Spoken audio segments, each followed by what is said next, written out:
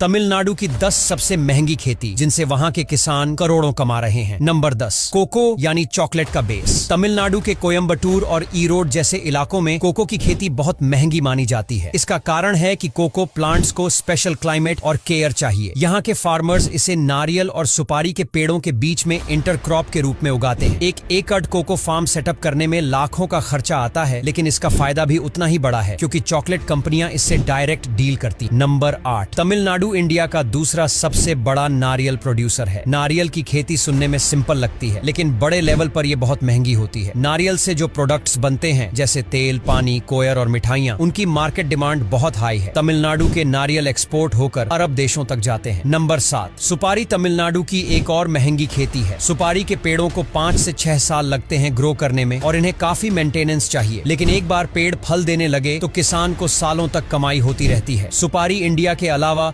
श्रीलंका और बंगाल देश तक एक्सपोर्ट होती है। नंबर 6, तमिलनाडु को लैंड ऑफ जैस्मिन कहा जाता है। खासकर मदुरई की मल्लिगे यानी जैस्मीन वर्ल्ड फेमस है। जैस्मीन फूल शादी, पूजा और परफ्यूम इंडस्ट्री में यूज होते हैं। इसकी खेती में ग्रीन हाउस, स्पेशल इरिगेशन और लेबर पर बहुत खर्चा होता है क्योंकि हर फूल को हैंड पिक करना पड़ता है, लेकिन इसकी मार्केट प्राइस इतनी हाई होती है कि किसान रातों रात लाखों कमा सकते हैं। नंबर 5, तमिलनाडु में अब हाईटेक ग्रीन हाउस फार्मिंग का चलन बढ़ रहा है। खासकर टमाटर, शिमला मिर्च और खीरा जैसी सब्जियों को कंट्रोल्ड एटमॉस्फेयर में उगाया जाता है। इसकी खास बात यह है कि ये सब्जियां साल भर उगाई जा सकती हैं और इनकी क्वालिटी इतनी प्रीमियम होती है कि होटल्स और सुपरमार्केट्स इनको ज्यादा दाम पर खरीदते हैं। नंबर 4, तमिलनाडु के नीलगिरी और यरकॉड हिल्स में कॉफी फार्मिंग बहुत फेमस है। कॉफी फार्म्स को सेटअप करने में बहुत इन्वेस्टमेंट लगता है, जैसे शेड ट्रीज, प्रोसेसिंग यूनिट और हाई लेवल मेंटेनेंस। लेकिन एक बार कॉफी प्रोडक्शन शुरू हो जाए तो ये किसान के लिए गोल्ड माइन बन जाती है। नंबर 3, तमिलनाडु के सालेम और धर्मपुरी में आम की खेती बहुत महंगी और हाई प्रॉफिट वाली है। खासकर अल्फोंसो और बंगानपल्ली जैसी वैरायटीज इंटरनेशनल मार्केट में प्रीमियम दामों पर बिकती है। एक आम का पेड़ फल देने में 4 से 5 साल लेता है, लेकिन बाद में हर सीजन लाखों का प्रॉफिट देता है। नंबर 2, तमिलनाडु इंडिया का नंबर 1 केला प्रोड्यूसर है। केले की खेती में स्पेशल वैरायटी जैसे रेड बनाना